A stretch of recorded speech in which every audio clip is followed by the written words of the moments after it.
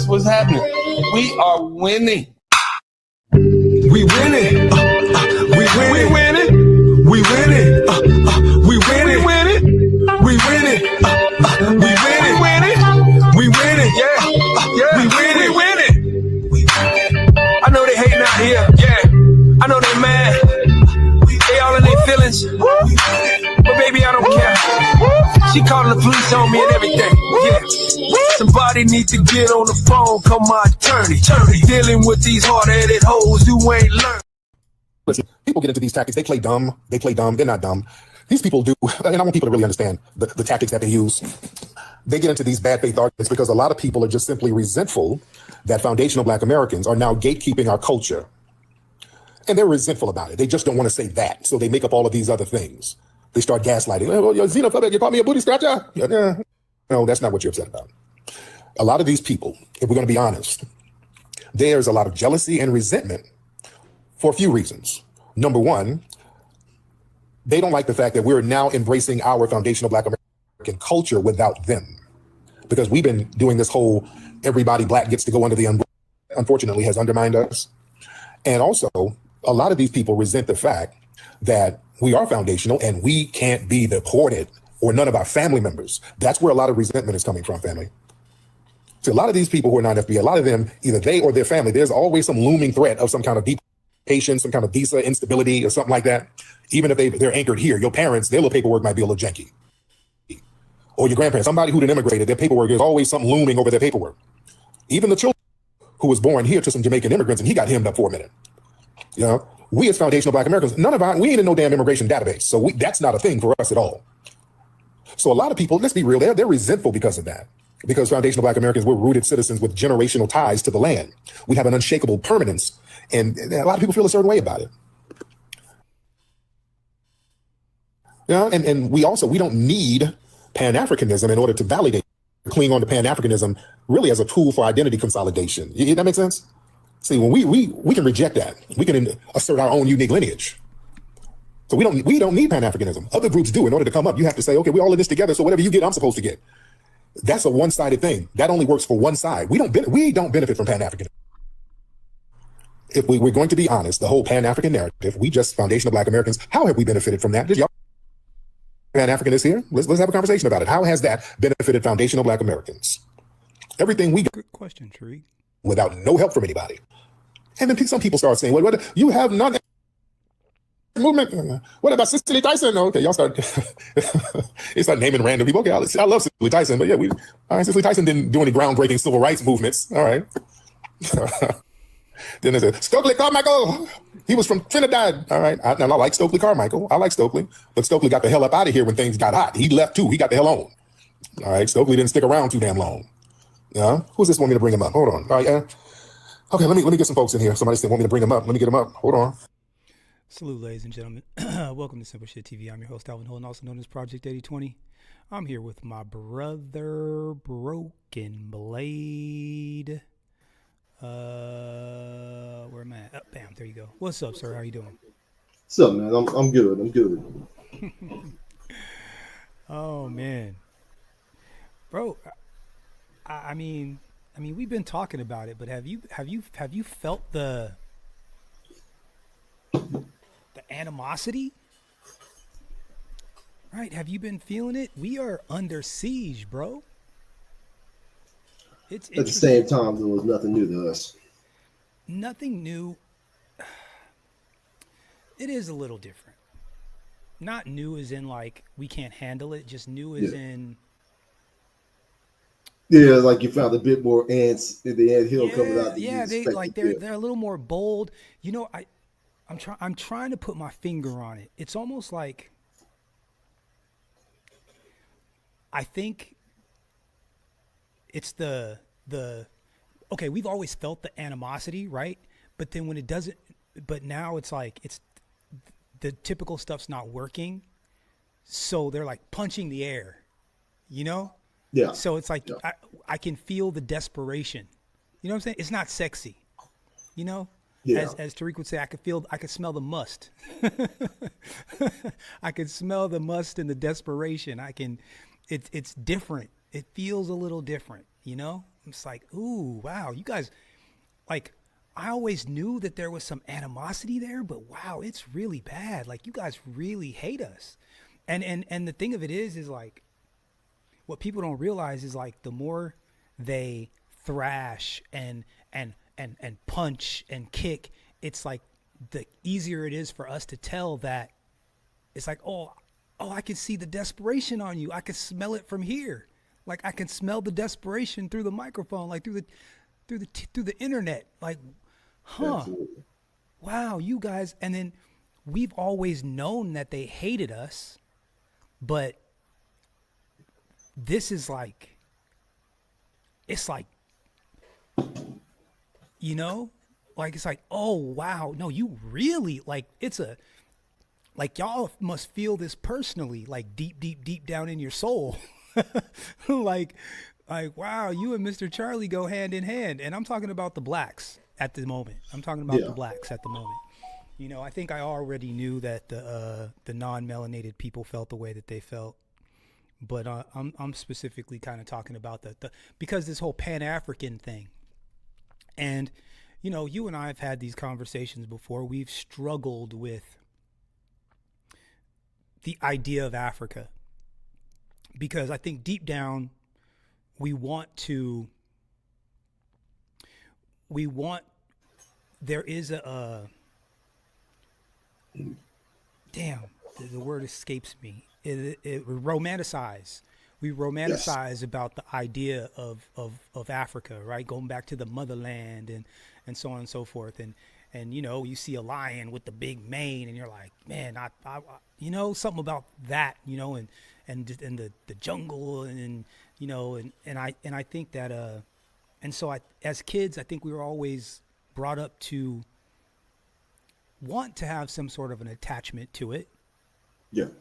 But for me, once again, the more I thought about, you know, slavery and how we got here and so on and so forth, I always, even as a kid, it was a thing that I realized as a kid. I'm like, they didn't send boats to come get us. You know what I'm saying? Why didn't they try to come get us? Yeah. I couldn't quite figure out why didn't they come get us to take us back? I mean, if they, you know, why didn't they fight? Like what? Not realizing at the time, even when I was a child, that we had been sold by these people. Yeah. Right. And so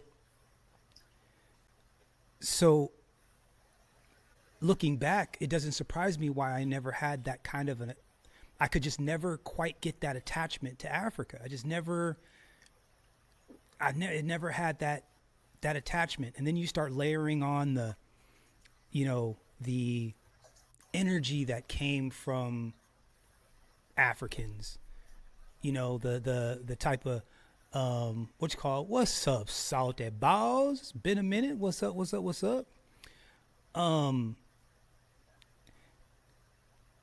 But again, they black, we black, my skin, your skin. So I think I would have liked to think on at least some level we were on a, like, you know, but then you know, but then there's situations like I experience them all the time, right? Where I'm walking down the street and I'll see another black dude and give them the, you know what I'm saying? And Africans don't nod. They don't know. Or they just they don't feel there's no kindred spirit. It's weird. It's crazy, bro. I'm like, yo, that's wild. And I think even the kind of younger dudes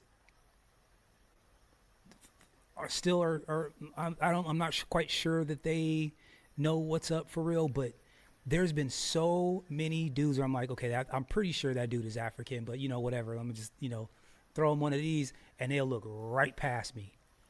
I'm like, huh, that's crazy. There's so many times, bro, I would be like walking with my girlfriend or something or whatever, and I'm, you know, walking by somebody and give them one of these, and give them one of those, and the girl will be like, you know him? And I'll be like, nah.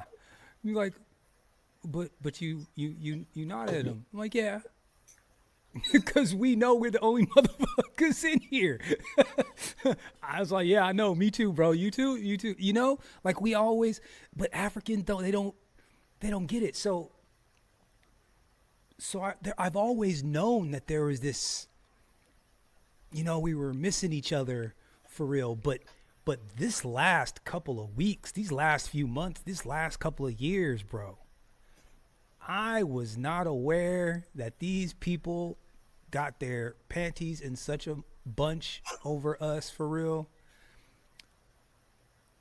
I mean, real jealousy. Real serious jealousy. And then we start to kind of look into the relationships that they have with each other over there and how they deal with American whites over there and then how they deal with American blacks over there. And I'm like, damn, y'all don't even treat us right over there? What? Like, y'all don't even treat us right over there? And you'd be like, at least it was like xenophobia toward everybody.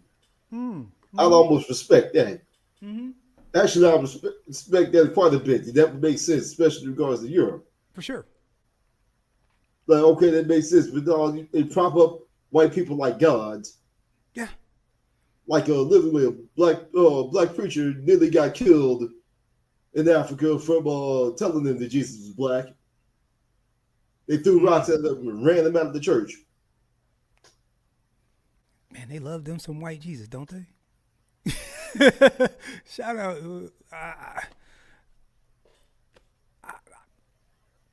I just don't know what to do with that. I remember, I think it's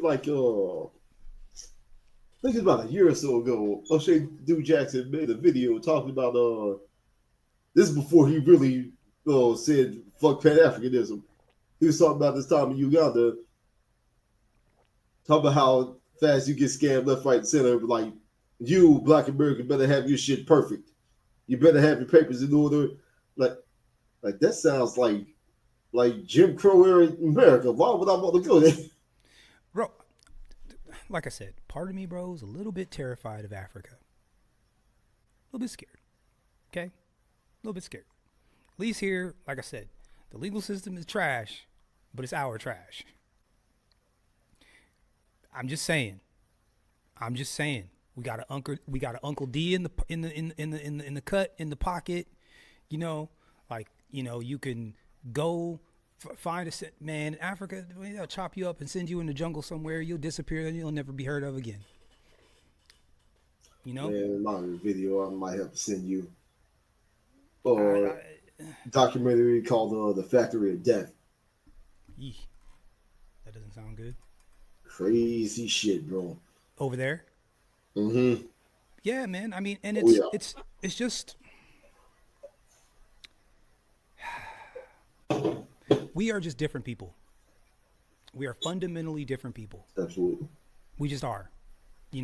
I think Tariq Nasheed always jokes about the fleeing part and whatever but there's something to that. Yeah. There's something to it. We ain't running nowhere. The furthest we might go East Coast, West Coast.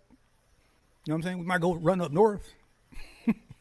but leaving the country altogether, that's not really our thing. That's never been our thing. And sitting in the pocket and dealing with the issues that we have to deal with, and again, one could argue good, bad, or indifferent, doesn't matter. It's just we seem to be the only group of people who has successfully fought back against this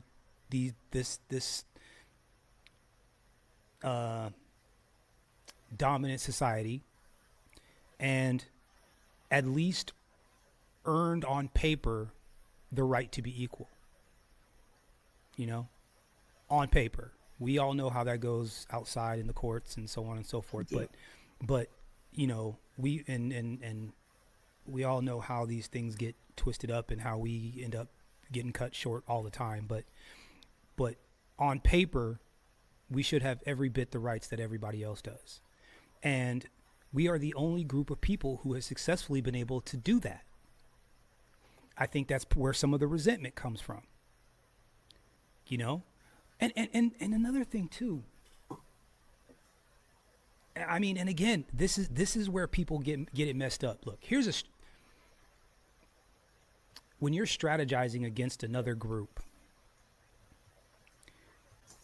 when you're kicking and screaming and throwing insults and bringing attention to your cause and it's not righteous, what ends up happening is that people shine that light back on you.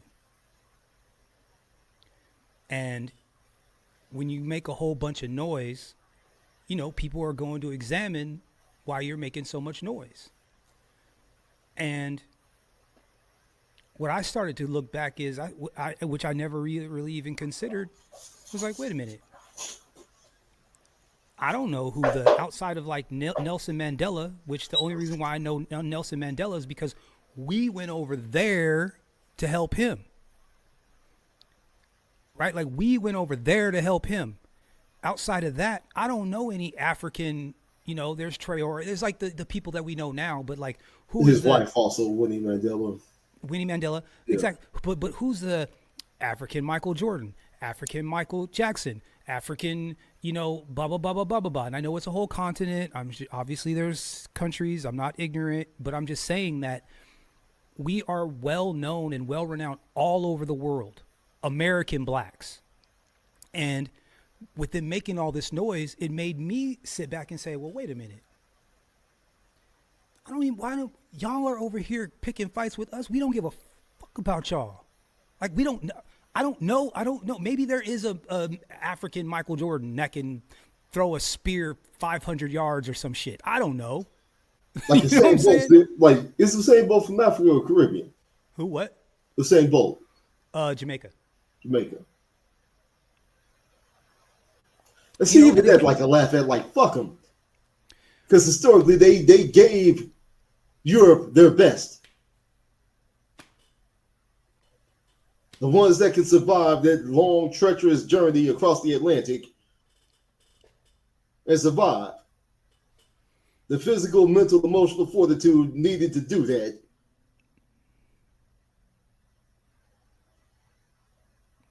Yeah, so there's a small few. Like, we got the David Goggins energy. Like, absolutely. Plus. Absolutely. So we're this whole Pan-Africanism thing, right? And all Tariq said is that, look, you guys, he's pointing out a problem. People keep trying to say, what's the solution for this community, right? What's the solution for the community? What's the solution for the community? What's the solution, right?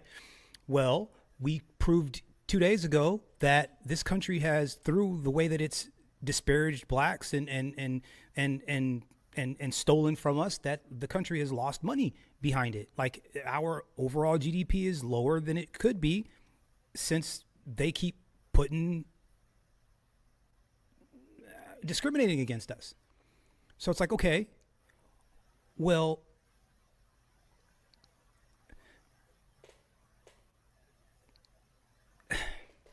I'm trying to put this to where I don't want to be inflammatory.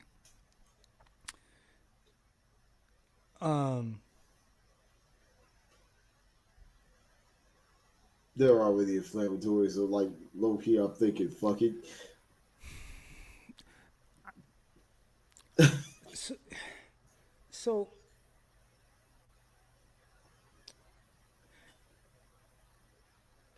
So here we are. Here we are trying to get our stuff together and saying, okay, we understand that, all this discrimination has been putting us behind. And then come to find out that the dominant society is getting help from these assholes. Yeah. And we're like, wait a minute. Y'all are in here talking all this solution talk, and then here we are trying to get some policies passed and some whatever, and it's y'all that are undermining us. Haitian, Jamaican, Ghanaian, American. Right? Like AOC's in the Congressional Black Caucus. Black where? Exactly. Like what are we even? So then, when we finally come out, take the rose-colored glasses off and realize that these assholes have been undermining us, torpedoing reparations in California, torpedoing reparations in Oklahoma. You know, you've got these crooked mayors that are siding with the DNC. All these guys taking AIPAC money. And the only group of people that they continually crap on is us. Black people, allegedly. Yeah. So then we finally realize and make a statement like, you know what, we're going to draw a line in the sand because you know what, y'all, the reason why you guys are able to do that to us is because you don't have a connection to this place. The same blood that runs through my veins, runs through your veins, doesn't run through your veins. There's a reason why you act the way you act. There's a reason why you keep putting down these policies and cutting our knees out from under us. Because deep down you resent us. So now we recognize what's going on collectively. Some people have been saying it for years. Some people were a little bit late to the party, but now as a group, we're collectively getting it together. And now these people are kicking and screaming and you're xenophobic and you're being, it was like, wait, what? We're cults. Right. It's like, yo. And the thing of it is that the more they thrash, the more it proves the point. The more desperate they sound. And I went from like kind of being indifferent to being like, yo, y'all can sit on that and spin. You know what I'm saying? Like, I'm not even like, yo, I got ice on speed dial. It's not just for Pedro and them. Ubuntu can get it too. Shout out to Joe Will. What's up? Shout out. Yeah, man. Just starting to see the diaspora has been fighting against. Yes. They're going to call us xenophobic. And it's like, wait a minute, what are you talking about, xenophobic? Because we don't let you guys run all over us anymore? Undermine our causes? Throw a Molotov from a group of peaceful protesters to get us fucked up as you walk away. Oh, bro, false flags all over the place. Did you see that video that the Department of Justice played, or Homeland Security played with the black kids, and they changed the caption? Mm-mm. Oh, broken! I gotta find it. Let me see. I don't know if I can find it. It was like a TikTok of these black kids that I think were playing football or something, and I think one of them might have had a grill on or something, or they were kind of bopping to the beat. You know what I'm saying? Like getting ready for a football game. Yeah. You know what I'm saying? Like, and they looked thugged out. They looked, you know what I'm saying? They were on a football field though. They were on a football field though. You know what I'm saying? Yeah. So they were on a football field and they were like getting, like they were just standing there like mad dog in the camera. And the Department of Homeland Security or one of the government entities put like, don't y'all come to Chicago, blah, blah, blah, blah, blah, blah, blah, like threatening the DHS. And they reposted that, or they didn't repost it. They posted it as if they reposted it on their own social media or on their own TikTok. And bro, the white supremacists went crazy. And it wasn't even, I saw the original video and it didn't have nothing to do with Department of Justice or nothing. It was all about football. But everybody, hook, line, and sinker. Off to the races. As soon as they had, there's thugs. I got my 2A. Blah, blah, blah, blah, blah. I wish your mother were. Like they were just going nuts. And I'm like, yo, you do realize that those are kids, right? Like those are children. Those are children that everybody is flexing on. Those are kids.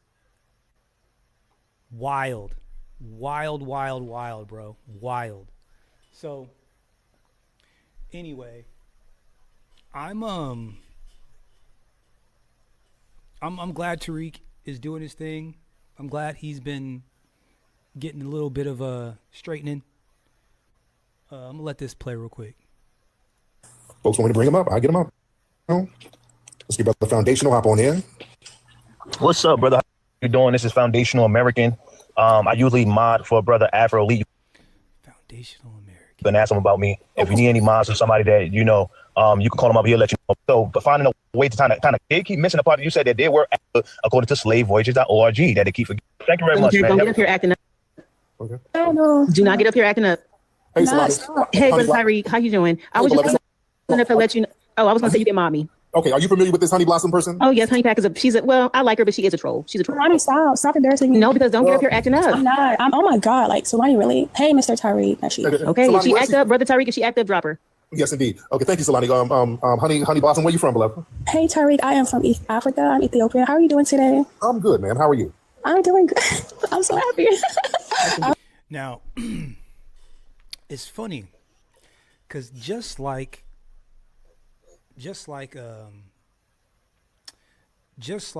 Kevin Samuels, you know, called out the pattern, right? No, I smelled it already. Yeah. This for the tether has been very similar. You know, they come in trying to pretend like, you know, they're all sweet, you know, and then they try to be cordial. They throw in some digs or whatever, and then they try to act confused like they don't understand. Then they gaslight, then they insult, and then they bounce. And it's pretty consistent. That's the kind of path that they have generally been taking. So, this isn't the person I wanted to listen to, but let me just. I'm so happy to be up here with you. You know, I really appreciate you, and you know, I appreciate you know, what the Americans have done for me to enjoy America. You know, so thank you. How long Yeah, have you been here? Don't listen to these haters. Like, they're just jealous of me. You know, I'm a baddie. But yeah, how was your day? I see that you're new to TikTok. How are you enjoying it so far? I absolutely love it. It's good so far. But let me get some more people. Thank you so much. Okay. It sounds like you're trying to get a 90-day fiance. I don't know what you're saying, man. Was she dissing me yesterday? Oh, was she talking greasy? She's not Ethiopian. They said she's South Sudanese. Oh, I knew I heard flies in the back. Okay. Let me get some more people in here. Okay. Let's get what's your name, brother? Arali? Let's get Arali. I think that's his name. Arali? Here's what I Mr. Arali. Hop on in, sir. Or ma'am. or man. All right. That's it. Hello, Arali. Yes. Tariq Nasheed. This is a real Tariq Nasheed. Yes, it's not the fake one. It's me. Tariq Nasheed. What's up, man? How you Just doing? that one from me. I'm doing great. Now, where's that flag? Where are you from? I'm from Uganda, East Africa. Uganda. There you go. So what's on? I was speaking with the Ugandan earlier, but what's on your mind? Yeah, I'm saying, what did these tethers want from you, bro? What did they want from you? And I'm taking lead. Hey man, I'm here. Yeah, I'm here. Yeah, What took you so long? What took you so long to? I don't know, man. TikTok. I don't know why. I had a TikTok for the longest, and I would put stuff up periodically, and people kept trying to get me to come over here. So yeah, I said, let me hop on here and chop it up with the family. So it's all gravy. It's all good, man. Yeah. Yes, but thank you so much, brother. All right, let's get what's your name? And something. All right, somebody a mirror something. Hi, Tariq. Hello, ma'am. Thank you for letting me up. I'm good. How are you? I am good. Now, where you from? I hear an accent. Oh yeah, I'm South African. Oh, there you But go. I was born in New York, but I'm currently now in South Africa. I came back after I got married. You in Cape Town or Joburg? Oh, Cape Town. How do you like Cape Town? Yeah. Yeah, I've been to Cape Town. I love it. Oh, how did you like it? Loved it. The people were absolutely beautiful. Yeah, it's beautiful. Yeah, it's like a mix of everything. I'm happy you went. Oh yeah, absolutely. So what's on your mind, dude? I had a question, right? Not based off anybody else, but based off like I want to ask you like So for me, I have a special situation, right? Where I was born in the States. I was born in New York. Because my dad worked in like government and stuff as a diplomat. Okay. But then I went to school. I born in New York, went to primary school, and then went to boarding school in another country, and then again went to college in America again, right? Because my dad was stationed there, and then I got married. Did I hear a click? Did she on accident? And then I got my master's again in America again, and then I got married, and then I moved back home, right? My question is, right, for someone like me with a unique situation, would I still be considered like a tether? But what, did you do something tetherish? No, because I've been accused of being a tether and an anchor baby. Well, tether is an actionable You are an anchor baby, but not a tether. offense. It's something that you do. It's not what you are. There are a lot of people who are immigrants here who are not tethers at all. This is important because people need to distinguish between what actually makes a tether. This is important. I want y'all to hear this. This is important. Did you do something tetherish? No, because I've been accused of being a tether and an anchor baby. Well, tether is an actionable offense. It's something that you do. It's not what you are. There are a lot of people who are immigrants here who are not tethers at all. When I go on the road, some of my staff are the African immigrants, Caribbean immigrants. They're not tethers. But if you do something to undermine, disrespect, or denigrate a foundation of Black American, and you're not a lineage, that would put you in the tether category. So have you denigrated some people? No, I haven't. Okay. So I have a question too. So can I ask another question? Yeah, Is that okay? So I don't want to waste your time. Hold on. Yeah, So let me ask the family. What happened to the chat area? I can't see I nothing. think it's gone. It makes your mods probably turned it off. Okay, can the mods? I think the one people that like the chat. I think that's what they do when they turn off the comments. Okay, so who turned the comments off, guys? Okay, all right. Which one of y'all turned the comments off? Okay, somebody turned the comments off, and I don't know who. Hold on, wait. Okay, which one of y'all turned the comments off? Okay, I want to see the comments. Here we go. Okay. Has someone shown you how it works? I think they look how it works. Yeah, I'll put it back on. Okay, awesome. Yeah, you got the comments back on. So I don't know which one of y'all turned. Now, once again, like, I don't know. It's coming all sweet, right? I don't know. What's a tether? I don't know what a tether is, right? Same. Turn the comments off. Okay, but go ahead, Bill. Go ahead. So can I ask another question? Sorry, I'm not going to waste your time. Go ahead, Okay, go ahead. so I have companies, right, that currently like donate money to only like Black nonprofits, right, and it only helps Black American women. So my question is, because I'm African, right, and I'm still like integrated in American culture, how do I learn from you guys, right? I'm not gonna get offended anyway because I'm learning as the process goes. But how do I respond, right, as someone who's existing? Sometimes I feel like I'm getting FBAs or Americans are barking at the wrong tree. Sometimes it feels that way. Sometimes I'm not blaming them, right? But sometimes how do I respond to that?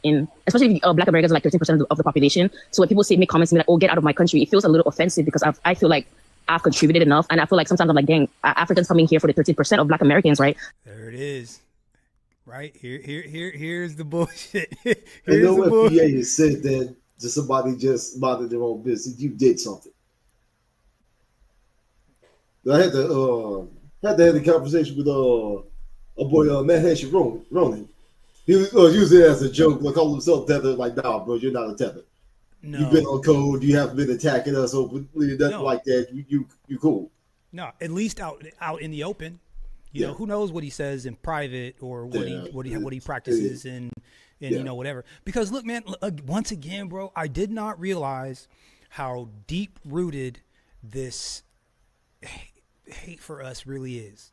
I did not realize they really truly despise us. They really think they're better than us. They really think that if they, you know, shuck and jive hard enough, you know, for Mr. Charlie, then Mr. Charlie's gonna let them sleep in the house.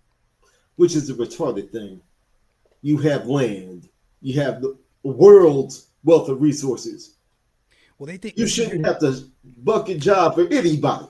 Shouldn't be over here. But see, well, the obsessed with kissing the white man's ass, bro. Like I said, Broken Blade. You know, we got to start asking some really hard questions. How does a bunch of white folks go into Africa and colonize the entire continent, all but like 1 or 2, 3 countries, with like mirrors and pots and pans and shit? And, you know, it's an uncomfortable conversation because when you like play that all the way out to the end, it doesn't look good for them. It's like what, are they bad for business? Are they not logical? Are you trying to tell me that Africans are just so loving that they don't understand that they're being constantly stabbed in their back, you know? Or you know, that they can't, like the financial bind that Western Africa is, and as far as their relationship to France is crazy. You're telling me that you've got French mining companies in Western Africa mining the gold, sending it to France, minting the money, and then charging Africa to use it? That's nuts. That is nuts. Hustling. And all of their money is a franca. What is it? A franca? What's the Western Africa? Franca something. Somebody in the chat, let me know. What's the Western African denomination of money? A franca something. This is just called a franc. No, but no, the African. So they're like a franc is in France, but then the Africa is a franca something. Franca something. So. Franc or something like that. Anyways, Y'all they- get CFA Frank. yeah, it's called like Frank. it's like a franc or something like that. So they're allowed the French to come in, colonize, take their resources, and then charge them for it. They were taking Niger has the purest uranium on the planet. The highest quality, purest uranium on the planet comes from Niger. French mining companies were taking this uranium, shipping it to France. 30% of France's power plants run off of this uranium. And whatever they didn't use, they were selling it to other people. Niger doesn't even have a power plant in their country. Niger has to buy power from next door neighbor Nigeria. So a country has it Francoform. Francoform, yeah, Franco something, yeah. I knew it was something like that. Yeah, Franco, yeah. They literally got it. They got to pay France to use their own money. Insane. Who let that happen? How does the majority of Western Africa speak French? That's crazy. I've been here. My family been here hundreds of years. So I don't know any other language besides Spanish. That's because I took it in school. Yeah. But what is your excuse? Like what? So to me, I'm like, and then those people got the nerve to be over here degrading and talking down to us still.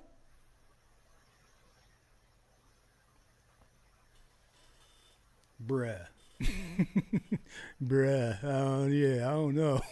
That's crazy to me. That's wild. Yeah, that's right. Or are they coming? They're coming because of you guys' contributions. Nobody has taken that away from you. But my question is because a lot of people, how do we interact, right? Wow. Is it fair to say that Africans are coming, that we're trying to interact with the other population and not necessarily the 13%? Especially if you're being accused and told to go home.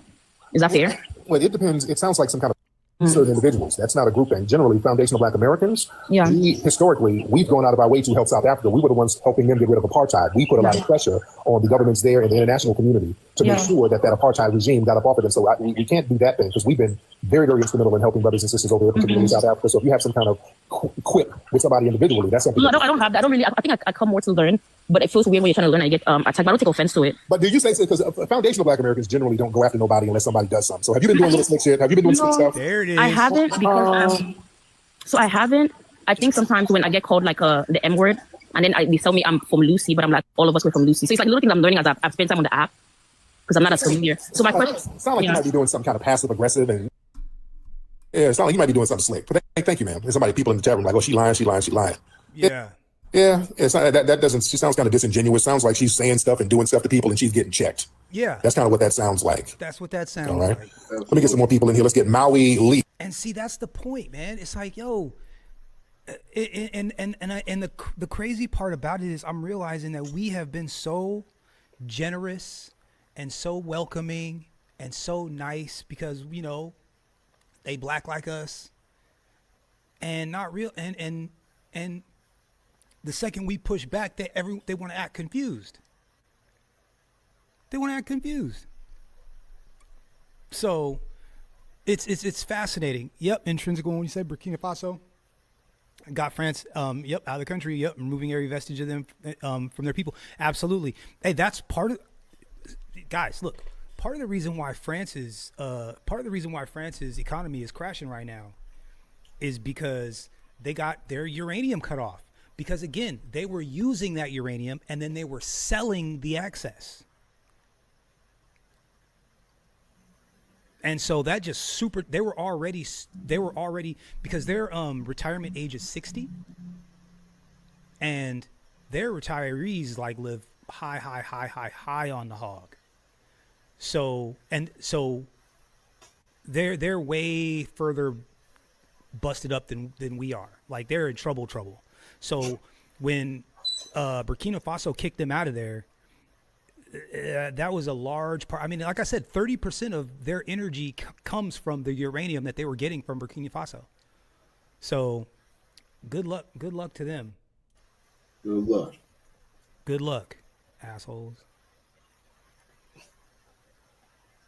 Let's see. Sorry, my fault. Maui Lee in the building. We'll go on, Tariq. What's going on? I was first introduced to you when I was watching Hidden Colors. And, Yes. My only question, by the way, great production on that, by the way, but so much. I wanted to ask you, did you ever plan to like take that concept and do something with that yourself? What do more movies? What? Well, like just putting out like information like that people may not necessarily know about and distribute it to the masses. Well, that's what I do with the movies. Yeah, that's what I do with the movies. Yeah, This my brother. How are you? Hebrew Israelite? That sounds like a Hebrew Israelite name. Nah, man. And I think in 1975, came our own ethnic group, born out of that on this land. So we do have an indigenous lineage, and many of us have an African. 100%. And my last question for you, brother, and I'm gone. And I'm not trying to beat an unalived horse with this. I'm just trying to get some information from you because I believe that you're a little bit more researched than myself. Yes. So when it comes to those black or melanated Indians, from what you understand, did they present like phenotypically as Africans or dark-skinned Siberians? No, many of them, when you look at some of the, because that's another thing, and that's a very good point you make, because see, a lot of archaeologists, they can't deny that there were black-skinned, woolly-haired people over here. That cannot be denied. Anybody denying that's full of shit. They're lying. So archaeologists know this. There were dark-skinned, woolly-haired people over here, big lips and big-ass noses. So what they'll do, they'll concede, okay, yeah, they were black, but they were really Australoids, just like the Australians. They're kind of like that, not really African. So they'll play that game. And I'm like, hey, we don't have to go to Africa, whatever. They were black-skinned people with woolly hair who had Negroid phenotypes, who would be considered black by today's terms. So, I just like to make it real plain. But yeah, I would say this, I'm in California. You had tribes like the Ohlone Indians. If the Ohlone Indians were alive today in their purebred form, they would look like black people running around Harlem. It's like that. Yo, broken blade. Man, I appreciate it, brother. If they got any FBA people who you look at as like somebody that I wouldn't say follow, but somebody who's paving the way for some FBAs, can you shout them out real quick for us? Yeah, we got Afro Elite, we got Sister Wani, Nikki the God. We got a lot of people just in here alone who are very good representatives of the culture. Let me get some more people in here. All right. I don't know if the camera is going to pick this up, y'all, but I'm going to see if I can show y'all a picture of my grandfather. My grandfather, because there's just stuff I didn't necessarily, broken blade. I didn't recognize when I was, let me switch that up. Oh, my bad. Giving you the full frontal there. Big guy, okay. Let's see. I don't know if the camera's gonna be able to pick that up. I might have to email it to myself so that y'all can see it. That's my grandfather right there, and he's light, kind of light skin. And if you look at his features, it don't look nothing like African. On both sides of my family, we look like that. And it always kind of, but again, we know what happened on the plantations back in the day. So I assumed that there's just a lot of that in there, is what I assumed as a child. And I always heard Indian, but I never really jumped onto that because to me, because of how everyone talked about it, I always thought that it was just black people that weren't proud of being they just were like, I'm not a slave, and they're embarrassed by it. And so I never really pushed, and I did kind of talk to my grandparents and great grandparents about it and so on. And again, it didn't get that deep to where they were like, this is the actual tribe. I mean, I got information now, but at the time I didn't. And so I'm looking back at old photos now, and I'm like, yo, if this fool had some feathers and some whatever, he does not look like anything on the African continent. Like nothing on the African continent. Both sides of my family, my mom's side and my dad's side, like all up and down my family. And so I'm thinking back, and you got to think too, and and this actually brings me to what kind of one of my next points. I didn't realize how racist everyone is, assuming that America is just a white country. And just because it's a white country, we just can't be from here. Like, we're not American. You know what I'm saying? Like, it's like, oh, but you're black. But it's like, but you're black, right? It's almost like you know how there's like Africans that were born in France and they're French. Yeah. But it's like, you know, the French are like, you know, because that is a little bit different. I can see that. But on this side of the pond, it's a completely different story. It's a completely different story. And there's all sorts of different shades of black that we are. But it's so funny because when people say I'm American and they're like, well, where's your family from? And you're like, here. And they're like, but no, but like, where's your family from? You're like, no, but here. And they can't, they're in their heads, they can't get their head wrapped around the fact that you're actually American. Since you're black, you have to be from over there. And I didn't really realize how deep that went for like everybody, including black people. Like the mind screw on this one is it's deep. You know, I didn't really. It's like you're not. It's like you're not. It's not even possible for you to be American, because by default this is a non-melanated country. Yeah, like damn the real history. By the way, also. Yeah. You just can't. And I never really realized how big a deal that was until we started having these conversations, and just watching other people have the conversations, not even myself included, just and someone being like, well, where are you from? Where's your family from? And they're like, Chicago. And I'm like, but no, really. And they're expecting a Ghana or a Nigeria or whatever. And it's like, no. Like my whole family, not really. And it's so hard for people to get it through their head. It's like, yo, my family's been in, both sides of my family's been in this country much longer than all of you guys. Germany, Poland, Italy, France, Portugal, right? I'm like, my family's been here since the 1700s. What are you talking about? Like, what are you talking about? All the way back to the 1700s. On paper. Like provable on paper. Both sides of my family in the Civil War. Both sides. On paper. That's what's up. I still gotta do some digging myself, man. And we all should. Yeah. We all absolutely should. One thing I found interesting what Tariq said earlier about how they try to play like, okay, they were dark skinned and woolly hair, but they're Australoids, as he put them, Austronesians. Oh, it's funny. Like my grandmother on my mom's side, was a light-skinned woman. Mm-hmm. I was doing like research, like going through like my 23andMe. Of course, then I have like a small percentage, something like 2%, like Australasian. I started looking at the like the women from that area, like Samoans and all that. Many of them look like my grandmother. Many of them. Yes, bro.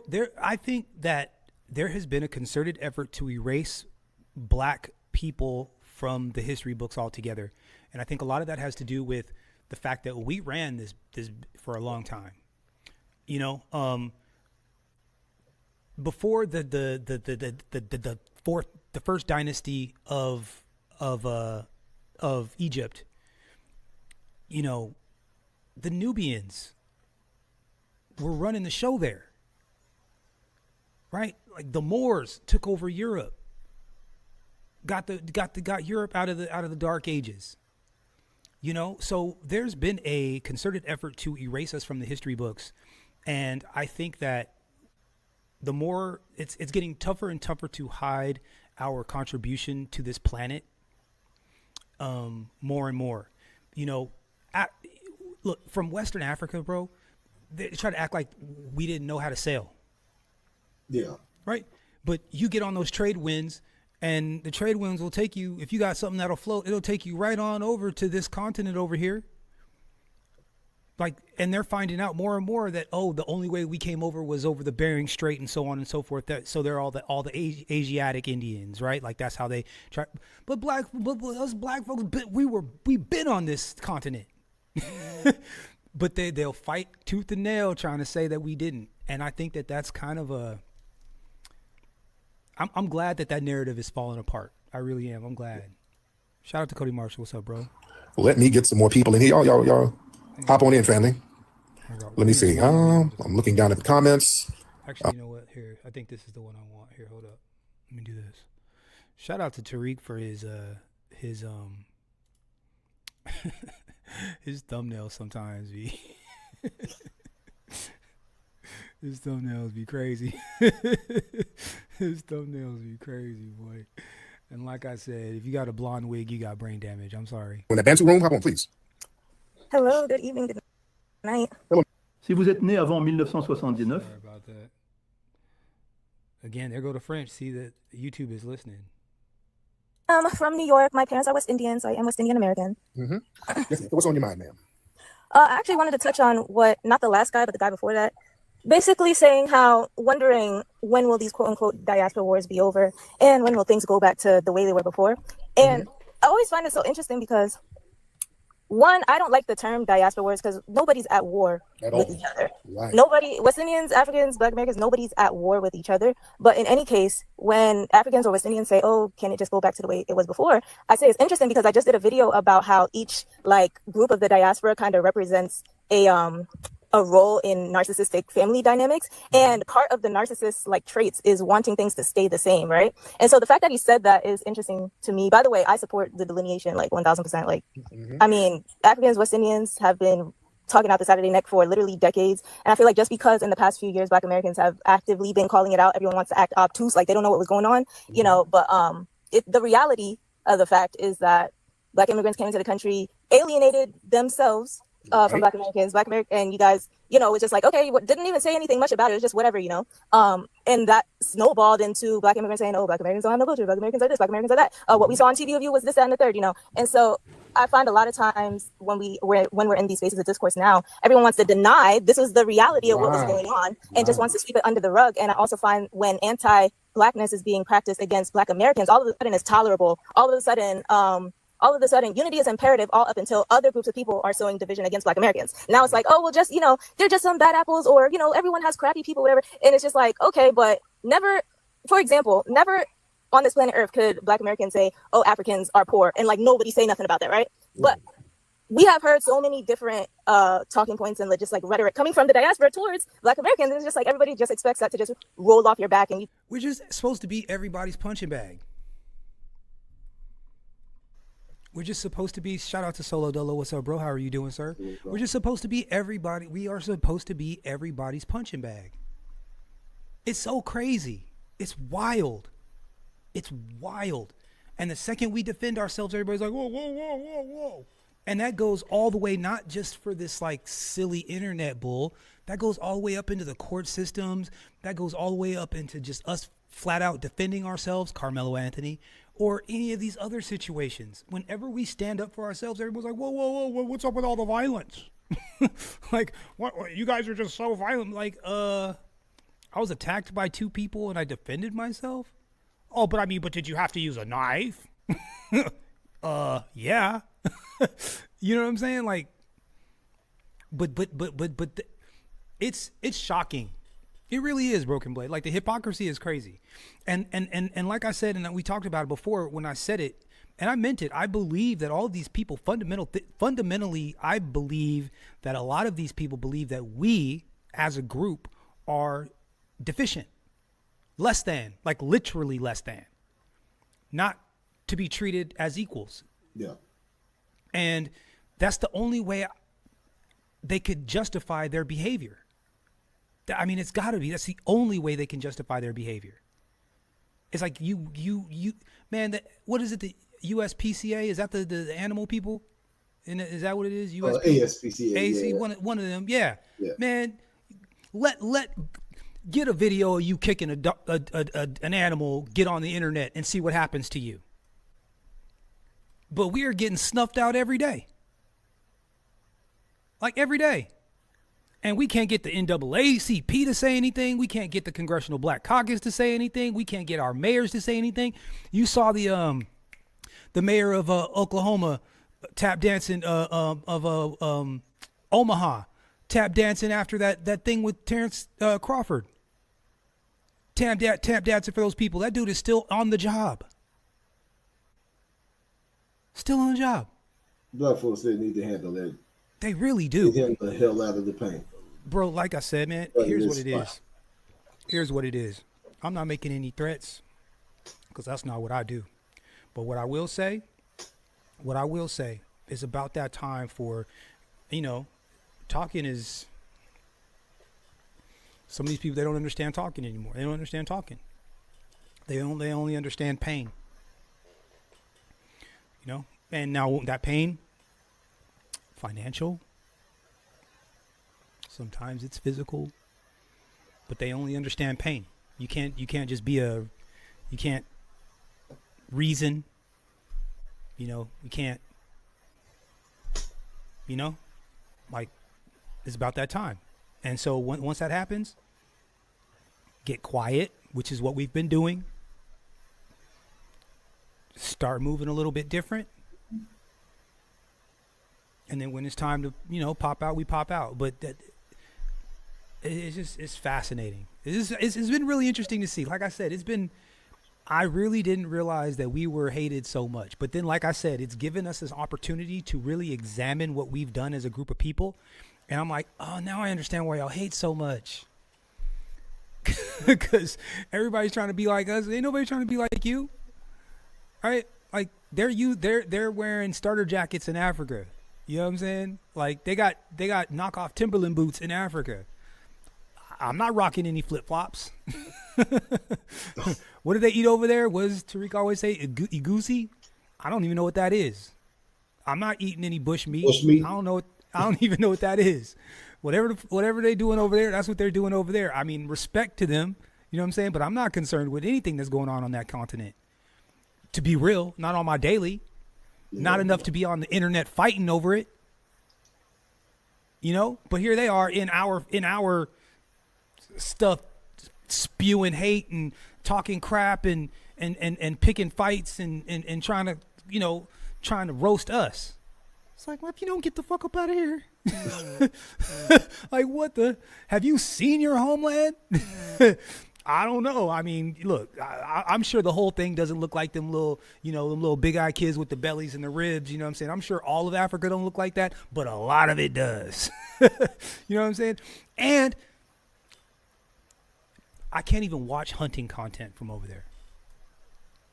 Like, I've been watching, because I've been getting on my hunting gig, right? So I've been watching hunting content, right? They got these Africans running around on your continent, and you carrying bags, bro. That's all they got y'all doing. Carrying bags and feeding the fucking elephants. Ought to be ashamed of yourself. Got these Germans running the thing where everybody's hunting and shit. Got the French running all these luxurious, hunting vacation spots and safari vacation spots, and all the Africans doing all the grunt work. It's like, You're on my continent, in my jungle, with my around hunting my animals, doing this whole thing, and you got me, and I'm carrying luggage? Yeah, bro. No, homie. Y'all gotta shut the fuck up. I'm sorry, man. African can't say a goddamn thing to me. The more I think about it, the more agitated I get. I'm like, yo, if you don't shut the fuck up, shut up. Shut up. Don't even say nothing. Who do you think you are? Who do you think you are? I wish an African would. Man, is there any Africans in the chat that are feeling a way about what I'm saying? I would love to roast an African right now. To come on up here and get roasted. I'm not even going in. Yeah, because I'm sick with it. Because I never, you know what, Broken Blade, look, I don't even, watch this, chat. I don't even have to prompt Broken Blade. What is the joke in high school and elementary school that we said about the Africans that they still, to this day, are still offended by? African booty scratcher. African booty scratcher. If that's as bad as it gets, what are they talking about? But oh my God, all of them. That really must have hurt their soul. Cause you know how many over the last like 2 or 3 months I've heard of these people talking about African booty scratcher, and they're like so just like triggered by it. It is the counter to that.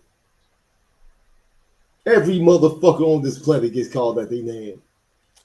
Man, you get your feelings hurt, do not make you special. Absolutely not. Absolutely not. See, we all know. I hope this don't get us blocked, but like y'all been called a nigger and a faggot but before the age of 7. Oh shit. Yeah. Yeah. Yeah. Yeah. But see, here's the thing though. See, but everybody, like, we made roasting cool, but let's just talk about where roasting and where that came from. Where did that come from? Dissing each other, disrespecting each other. Where did that come from? Well, if you were a kid that was hot-headed and couldn't get and got frustrated and angry around that kind of stuff, and the white man said something to you slick and you popped off, it could be the end of your life. You had to have thick skin. You had to be able to get those insults. And since we're much more clever than the dominant society when it comes to snapping, there's nothing that the white man can say that's going to get you out of your body outside of the typical N-word or whatever, right? That's it. So is that all you got? Man, get you got it. Mr. Charlie, you got it. You know what I'm saying? Keep it pushing. That way you make it home. It was a necessity. It was a need. We had to build up some callus so that we can handle that stuff. That's why we do it. That's why we did it, at least. Because that was an issue that I always kind of had with, I'm like, why is it that out of all the cultures, out of all the people and whatever, it's like, for whatever, and white boys play grab ass, right? They'll slap each other in the dick, and they'll grab each other's butt, and they'll put carrots in each other's behind, and they do all sorts of like homosexual things to each other, and that's just how they play. But they don't really like get their type of disrespect is different than our type of disrespect. Like they just play like that, right? Like that's how they operate. Us, we be saying some cutting, nasty, dirty stuff to each other sometimes. I'm like, God damn, like why? Like what is it? Jesus Christ, why are we so rough on each other? But now I understand that was a necessity. We needed to do that at some point. Dang, that's crazy. He said Safari Coochie Trapper. That's crazy. Rhinoceros horns too. Everybody knows African booty scratcher. I still don't understand how that ended up catching, so like being the thing that stuck. But so when these Africans are coming over here and they're just like, you called me an African booty scratcher when I was in high school. We're like, wait, what? So you're gonna hate all of the foundational Black Americans and talk smack about foundational Black Americans because your feelings got hurt in high school? Word? Is that what we're saying? To quote Dave Chappelle, that's a weak spirit. Ain't it though? But but I mean, again, Broken Blade, let's look at the conditions. Let's look at what happened. You know, we talked about it earlier. So when you think of it like that, you say, okay, well, maybe I'm not that surprised. Maybe I'm not that surprised. Let's see what this, I want to finish this clip real quick. Go about your business. And that's a gist of what I had to say. Okay, well, okay, thank you so much, dear. Thank you. I'll touch on what y'all kind of comment on what you're saying, but thank you. Very good stuff, beloved. Yeah, listen, man, the delineation movement that's happening right now, it's a reaction to a long-standing vitriolic tension that was levied on us by a lot of these non-FBAs. Yep. And I'm glad people are being honest about that, because now you got some of these folks out here acting, why we being? Man, shout out to Yoga. I ain't seen you in a minute, brother. Salute to you. What's up? Fragile eggs says Solo Dolo. What's up? Hey, man. Oh, look, I talked to Uncle D earlier today. He was like, we got to get the crew back together again and just get a broadcast on. So one of these days I'm gonna set something up. I've been wanting to interview him anyway, because he's got some things that he's working on that I actually really want to talk about. So I'm gonna let you guys know. Stay posted, because I'm gonna hopefully get him on here, and I would love to be able to do like a little bit of an interview and then have a panel so we can all talk to him and just kind of give him his flowers and just talk to him and just chit chat, chop it up with him. Because you know, he you know, he's like, you know, he got his family and he's got his son and he's trying to keep everything together. And you know, shout out to Uncle D. And so he's just trying not to stay up so late. It's hard, you know, you're up till midnight and then your brain is running because you're just done with the show. Can't really get to bed until yoga. I'm manufacturing these, brother. This is literally my Holden training bag. This is my stuff right now, on sale now. Shout out to Solo Dolo. Got the first one. Oh, also, I got to shout out to the new members. We got some new members also. I got to shout them out here. Oh, no, wait, hold on. No. I don't want to do that. I want to do this. Sorry. I know I shouldn't do this right now, but I'm going to plug my own shit. Excuse my language. I'm going to plug my own stuff because I can. Look, if you need a bag, if you need a heavy bag, and here's the thing about this heavy bag is only 40 pounds. I intentionally made it light so that you can use it in your house and not break stuff. Okay. It's intentionally made light. So it's big. It's heavy. That's it right there, bro. So 3 feet, 15 inches wide. It's double-ended, double-stitched everything. Comes with the hardware from top all the way to bottom, including a sandbag. On the website now, for sale. Not even tripping. Here, hold on. This is for Yoga. Copy. This link is for this link is for Yoga. Okay. There you go. Bam. This link's for Yoga. Yeah, and I'm gonna be real with it. Part of the reason why I'm starting manufacturing, I'm taking a personal point of preference, guys. I'm sorry, I apologize. Black man shit. I'm gonna take the opportunity since I got people in here. Also, if you haven't hit the like button, do me a favor, hit the like button on your way in or on your way out. That's the link. The StreamYard one is the link. Yoga. So what happened was I built my mom an outdoor gym at my parents' home a couple of years ago. And on this outdoor gym that I made for my mom, I got her, you know, like a kind of Walmart special. A Walmart special. Shout out to Yoga. A Walmart special, you know, with just an Everlast bag or whatever. Hey, fair take. Because you kickbox, right? Yeah, more time. Yeah, you out there. I know you be throwing literally. That's what's up. Check this out. Uh-huh. I'm in my garage. Okay. And one of the Thai guys from over in Fairtex gym, he just relocated to the ATL. Okay. And he opened up a gym up in Cobb County, about not too far from me. Okay. And I was online the other day looking at it. I said, oh, wow. Now I text my people back in Thailand. They say, yeah, crew is over in Atlanta. We meant to tell you. So I'm going to be going over to the gym tomorrow to meet them. And my people from Thailand is sending them some text messages. And I said, man, I need to get me a heavyweight bag. And then I've already been thinking about manufacturing pair of gloves myself. You see, I got the Tiger Muay gloves, the Fairtex gloves from over there. I've been looking at manufacturing the gloves. My lady does leather work and make dresses and stuff already and leather handbags. Okay. And I said, man, I'm thinking about doing that and doing a bag that's not too heavy where I would tear down the ceiling at the house. And I hit the link and cut on the phone. Literally, I'm giving you, this is universal. Things are lining up. I cut on the phone and I'm looking at something else and I say, oh, here goes simple shit. And he talking about that. Let me click on. And I click on. When I first click, I'm just listening. Y'all, Broken Blade said something in the chat. The whole time I really wasn't paying attention. I said, damn, what's that bag in the background? I need to get a bag. And I need to actually start a bag company. And people want to see my fight over in Thailand.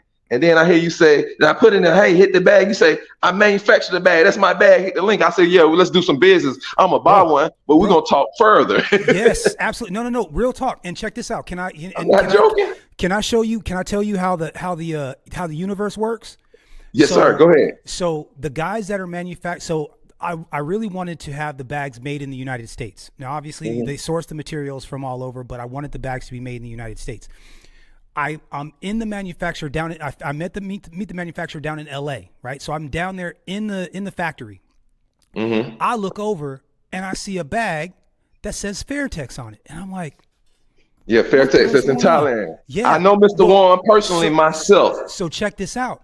So I guess with all the tariffs and stuff, they're manufacturing. They don't want to manufacture. They don't want to ship. So they've got contracted with the people I'm using to make their bags over here, so they don't have to ship them from Thailand. So the people I'm using right now are actually making Fairtex bags right now.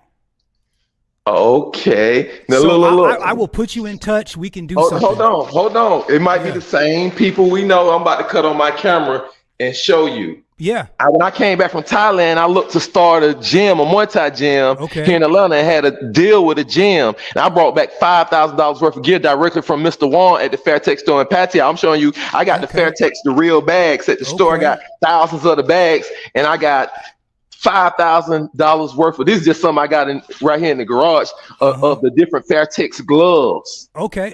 Yep. Yes. So I got on paper, I got authorized from Juan and Fairtex them over in the Pattaya, in the main gym to do this. And so when I first came back, I had a boutique.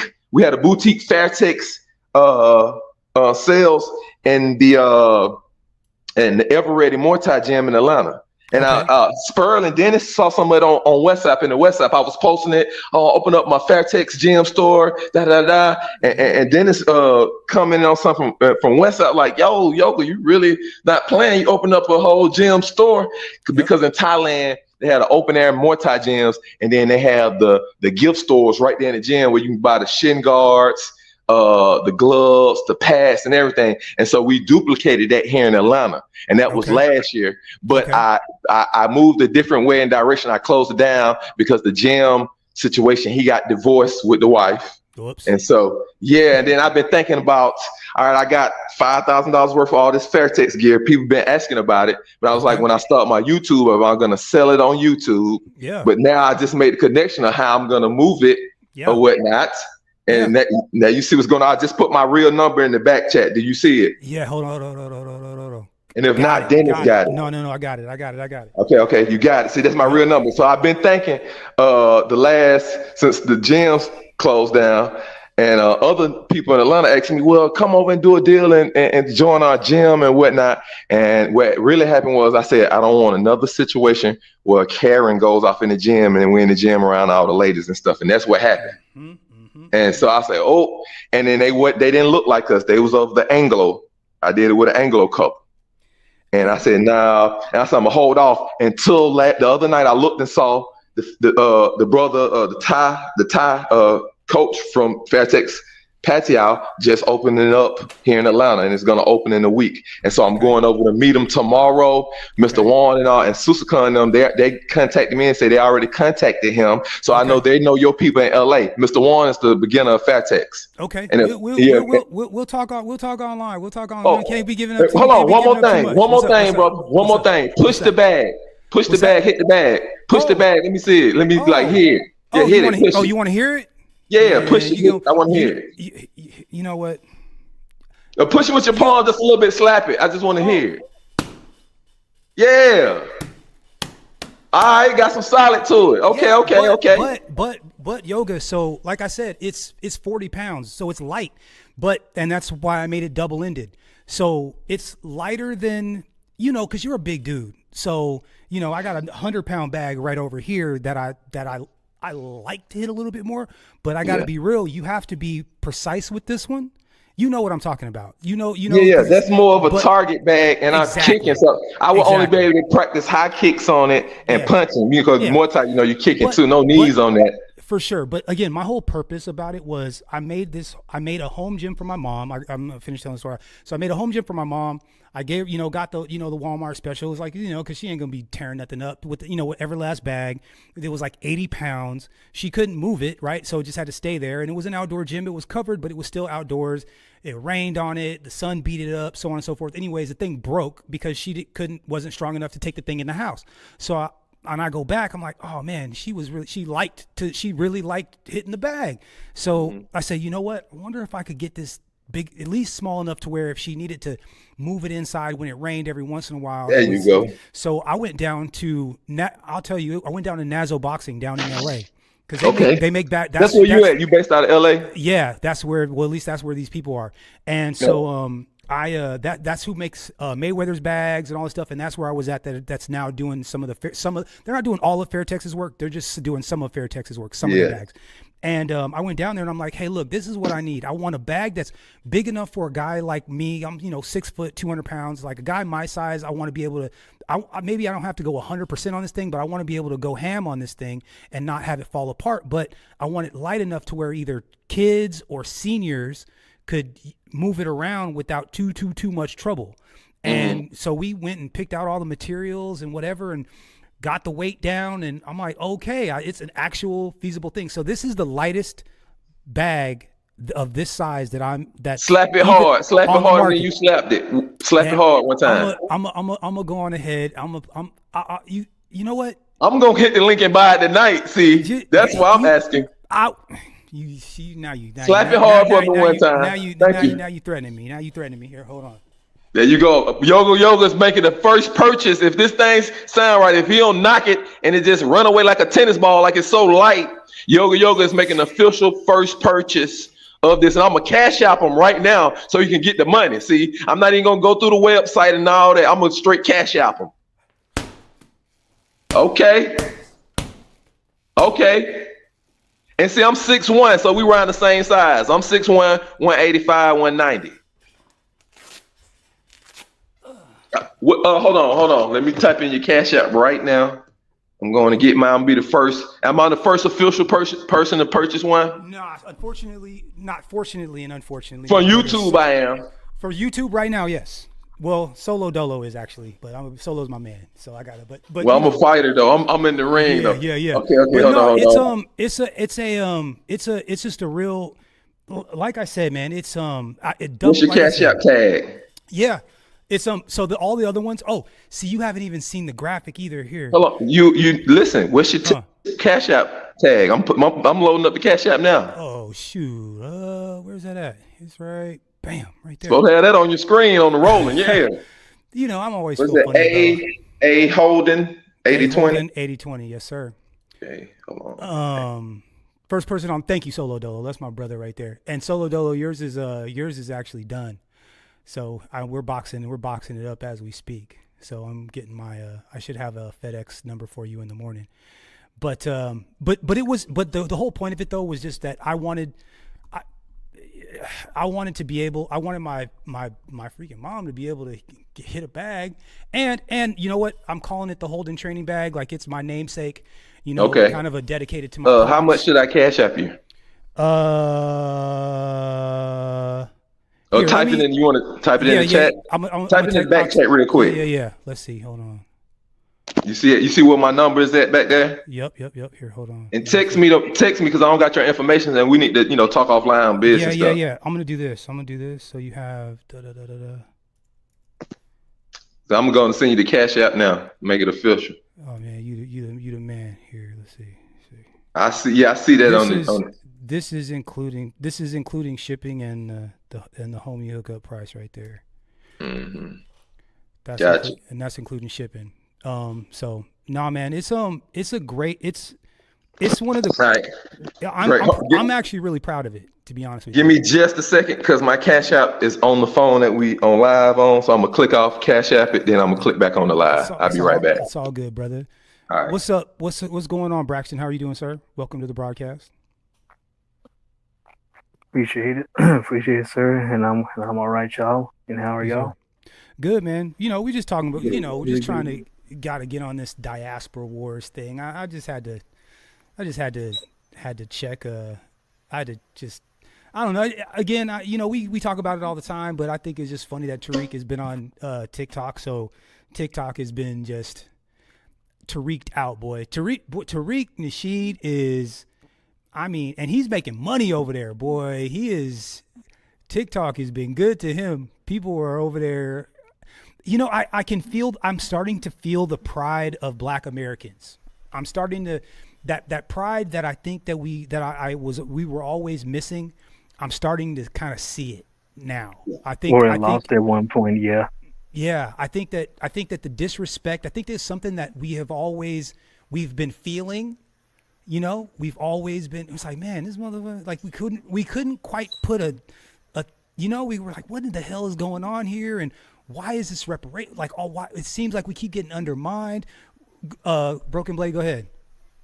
My mind works in some strange ways, man. I'm just thinking about it's a book called The Alchemist. Which is it's a like a fantasy story, but it holds like real life, like philosophical concepts. Basically, this young man was sent on the journey by an alchemist to find based on MacGuffin, like a philosopher's stone or some great treasure. Ends up traveling all over the world, going through these crazy adventures and all of this, just to realize the treasure he was looking for was at home. And that sounds a lot like us, like this, part of the phantom pain, like a lot of us have been carrying. It's this lack of culture. We're feeling like we have this lack of culture, and all of us come to realize we have a great wealth of culture, one of the best on the planet. Not realizing. Yeah, not realizing. Not real. Well, it's propaganda. Like, if you really think about it, right? Like, think about, okay, this is what I really started to think about. Okay, so and this is, and Yoga and all of you guys, you'll know what I'm saying when I say Did this. you get the Okay? cash out real quick? Let me look. Where's my opponent? Oh yeah, okay. And do you have on Cash App? Do you have on a hand wrap like you throwing a punch? Is that your logo? I have the ones that I have available, or the Nazo ones. No. On your Cash App tag, your picture. Are you throwing like a punch with a hand wrap on? Yeah, hold on. Okay, I want to make sure I sent it to the right one. That's the picture you had on a white hand wrap throwing a punch. That's it. It came through. Okay, great. Now I didn't know where to put the shipping address to ship it to. That's why I gave you my email address. Just okay, okay. That's what was in the back chat. And what I'll do is I'm gonna run it through. I'll run it through, and you'll get a confirmation. Email me. Put your email in the back chat for me, real quick. Okay, hold on. I'm gonna run everything through, and then I'll send it to you, so you'll get a confirmation as soon as we get off the stream. All right, cool. Now we can get back to the show. Yeah. Business. I like doing business. We like doing business. Well, look. If you create a product that helps the community, because Yoga, I don't know if you know this or not, but like me and Broken Blade, we've been doing streams every day. I've been doing a free heavy bag class. I just call it a heavy bag conditioning class. It's not very fancy. 2, 3 punch, 4 punch, 6 punch combinations, 10 rounds. I'm doing it free every single day. If you're not sure what to do, if you're not sure how to do, you can jump on. I'm having broadcasts all throughout the day. That is my gift to the world. I'm giving a free class every single day. So I'm selling the bag, but I'm giving away a free class. So, okay, so that price includes the class, and then you need to say that. So hold on, let me help you improve the sales. So when I first said, "Hey, I'm ready to buy this bag," get up and slap the bag. You should have told me that then. Yoga, along with this bag, you get free classes online at this time and such and such. You know what I'm saying? So, but that's why we're here. That's why we're here. You right. You're supposed to told me that off top. You're right. But here's and then I could have been like, you know what?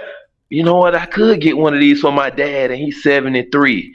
You know what? Because you sold me on the part about for the elderly, and I thought about it. I said, yeah, and the kids. Yep. The next part is I got videos because my dad is retired. I took him to Sasul. He chilling in the middle of the day. He can go on to your live and hit the bag with you and get all his other buddies that's retired with him. Yep, that was the plan. So you gotta let that's up front. I got free video classes with the bag. You right. I'm still refining. I'm still refining the look and everything. But that's why I gave you that nugget. That's what I'm supposed to do. But I appreciate that, bro. And you know what? And it's another thing too. We all. you know, I'm not one of those guys that's like, look at me. You know what I'm saying? Like, I've never been one to be, I mean, obviously I'm doing this, but it's only because no one else is talking for us. No one else is speaking for us. I don't get a chance. I don't hear our voice that often. We need this. More men got to do it. You heard what I remember when Dennis told you to go ahead and start the channel, and you did it. I did. I was actually on that live. He told you stop playing, stop all that, man. Get your mic, get right. I remember that live. I was on that live. I probably was traveling somewhere around the world. And now you see, man, and I don't do a lot of super chatting because I don't do a lot of super chatting myself. Not saying I don't like to support the brothers. I just say I send you a cash app, a couple of dollars, but instead of me $100 super chatting and they taking a third, and we using their platform to get our message off, and they're against us. We know what's going on. They running parallel messages and perpendicular messages in their big media for years. Yeah. And they put these little things out and let us say something. So I'm supporting you that you're saying something. We need more brothers to say something. And it seems at first when you do it, it seems so independent. And, man, we on here just playing around. No, this serious. We getting laws changed, man. They stopping that divorce and getting that child support in one state in Kentucky. Why you think they did that? All the men online now. That's a fact. And they starting to see that, hey, we thought the men weren't going to get online. They weren't going to do all the TikTok and the X and the YouTube. They was going to leave the women and the kids. And now they saying, no, we in this mug. And so, yeah, that you're needed. And you're supplying a demand from the voice standpoint and from the heavy bag standpoint and the health standpoint. And I'm going to land the plane there. And I talk with the money. Yeah, no, I appreciate brotherhood with the money. Hey, 100%. Brotherhood is golden. 100%. A lot of people talk about talk the talk, but don't walk the walk. You know what I'm saying? And you've always been a. And I wasn't the first to buy the bag, but I'm gonna be the first to come on YouTube and have it in my gym and be training more on it and have me some pretty little chicks in the gym hitting it. And I'm gonna be like, look, this is my brother bag right here, and on everybody live talking about it. And I'm gonna take it in the gym. Yeah. That's what I'm gonna do. Yeah. I'm gonna have it up there right next to the Fairtex bag and the Youth Look bag and the Everlast bag and the Mayweather bag. Yeah. I'm gonna have that bag right up there in the line. Yeah. I'm gonna show you. Hey, yo, all love, man. I appreciate you. Real talk, man. I like I said, I didn't think that there would be something I would be able to do. I don't understand why brothers the bag ain't flying out the shelves. All you motherfuckers need to be losing weight, and what better way to go blow her back out after that day or that earlier that day you went in on the bag, boom, boom, boom, boom, you went in knee, boom, you went in on something by yourself. So if you slip and fall because you ain't nobody even see it. But what that's gonna do? That's gonna have your blood flowing good, have you moving, have you feeling right, and you're gonna blow some backs out. There you go. That's right. There you go. Hey, man, Yoga, you a real one, dog. You a real one. Yo, man, shout out to Mr. Sperling, man. This dude, he is so funny. He had me cracking up today. Nah, man, Yoga, really though, real talk. I really appreciate that. And I'm glad that again, there's always this narrative that black men don't work together. Black men can't work together, blah, blah, blah. That's bullshit. That is bullshit. Oh, by the way, Yoga, the artwork. Broken Blade did the artwork. So, you know. Okay, can you zoom in on the bag and show this bag with this artwork? So this one's different. Make your picture bigger. Make your picture bigger on the screen. All the rest of them are going to be a little bit different, but I'm going to show you mine. Here we go. Here. Oh, why does it? Oh, I know why it's doing that. Go to YouTube, but the same big screen. I know. Hold on. Sorry. I know why, because it always does. Yeah, man, we want to see this artwork. So this is collab. This is a collab with brothers. Yeah. So. Oh shit! Broken Blade, you sure you ain't seen no pictures of me training on YouTube over there in Thailand, and you took a picture of me and put it on the bag? That's funny. Nah, but man, I like those red spots on the bag. They give target points to hit and knee, and that's what you need. Yep. And when the bag start to swinging, you can still try to hit that red dot while it's in motion, just like it's somebody trying to evade your punch. So I like that artwork on there. Absolutely. And the new ones, places. The new ones are better, Yoga. The one that you're gonna get, I ghosted a boxer on the bag, and you did. And there's 7 dots. Not can you 4. Can you sign my bag right up at the top where it won't be getting hit and wear off? Can you sign it up there at the top? Oh, it's coming I'm from your sure manufacturer. it's coming from the manufacturer, but Hold on, don't worry. We're gonna meet in person and you do know some what? collabs in person, and I'm you're gonna gonna come sign see it in you. person. I'm gonna come see you for real. So yeah. I'm gonna go see every single one of y'all. I'm gonna come see for real. So We're gonna do a exercise, a boxing meetup. We're gonna do a yeah. YouTube and we're gonna have that a part of the brother, the enclave. I'm gonna talk to Richie Mack. I just talked to Richie Mack earlier this morning. I We would love talk that. every day. Tailor Made Dreams, all the Okay. passport bros, BMT. I'm talking to them every other day. I'm in the West Set chat group, and it's 3,000 of us in the chat group. So, Jesus. and I run one of the chat groups. So I talk to them every day. So we're gonna implement the brother meetup dealing with the sports, the boxing, the Muay Thai, and add that into the conclave, add that to the Zoom Fest and these other things, and boom. And now we're gonna have products to sell to the brothers. Also, Absolutely. you already doing the classes, and we're gonna weave this on into what this good thing we got going. Absolutely. Because bro, we do the fitness is key. The fitness is key. We gotta make sure all of us are in shape. We gotta, as a group collectively, we gotta make sure that we're all in better shape for sure. And that again, this to me was the most logical thing for me to do. That one, I can a viable business, but two, being able to contribute to the community that we've started. You know what I'm saying? So I'm all about that. Here, real quick, because we were talking about him, and Uncle D had me cracking up. So I'm gonna play a clip. If you guys aren't already subscribed to Mr. Sperling, make sure you guys get over there and subscribe to my man. He is my friend. He is my attorney, but he's mostly my friend, man. And we had a nice little chit chat earlier today. So he says hello, and again, it's like I said, your ears must have been ringing because he was like, man, I kind of missed the old crew. We got to get the old crew together. And I was like, you know what? I'm going to figure out a way. I'm going to get everybody together. I've been meaning to interview him because there's some other stuff I want to talk to him about. And we're going to do that. Yo, Christmas gifts. Wait till you. Anyways, we're going to come back. Listen, man. We about to collab on something. You and Broken Blade already collab. I'm about to come in and collab with y'all. We're gonna get these gloves going with the bag, brother. Yes, absolutely. Yo, we can make. Listen, brother. That's why I got my number in the chat. You gonna text me tomorrow, man. We gonna talk I'm gonna text you business. as soon as I'm gonna text and email you as soon as I get off this. Yeah, brother. We're gonna make something happen, man. That's what's up. I love it. I'm dead serious. Here we go. I was just talking to Big Bass is about to go fly out this weekend and go over to Thailand to the Zoom Fest with Richie Mack. Big Bass is partner with Dennis, and he flying out from H-Town. So I was on the phone with Big Bass, and so we gonna collab. Hey, hold on. Listen. Because that's just what's happening. We are winning. We winning. We winning. We winning. We winning. We winning. We winning. We winning. Yeah. We winning. I know they hating out here. Yeah. I know they mad. They all in their feelings. But baby, I don't care. She calling the police on me and everything. Yeah. Somebody need to get on the phone. Call my attorney. Dealing with these hard-headed hoes who ain't learned. Shout out to Uncle D and Big Bass. There you go. Yeah, that's Big Bass. Shout out to Big Bass. Big Bass with that music, man. The music genius. The music wizard.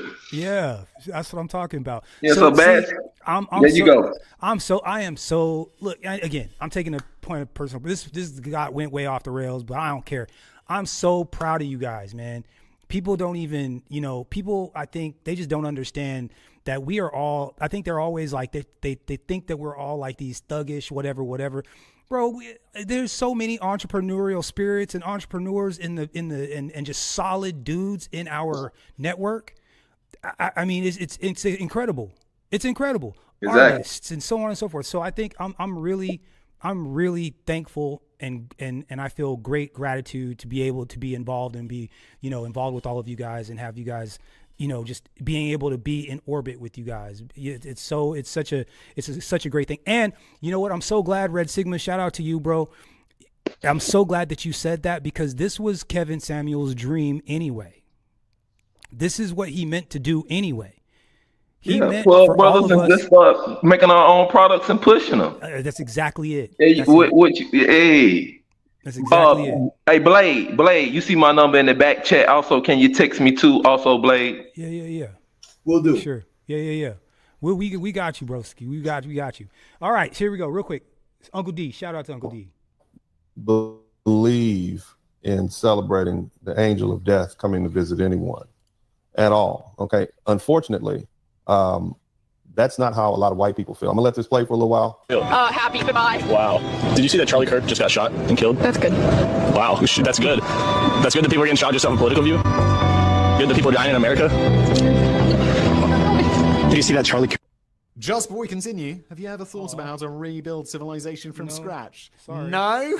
Really well, maybe you should skip that. These are white people talking to this white man who's interviewing them about the untimely, unfortunate death of Mr. Charlie Kirk. I don't agree with any of these responses. But again, this is not black people saying this. These are white people.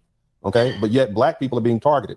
Black people are being targeted. Here, look at all these white people. Kirk got shot and killed today? Yes, I did. How do you feel about that? I don't really have any feelings about it. Who are you?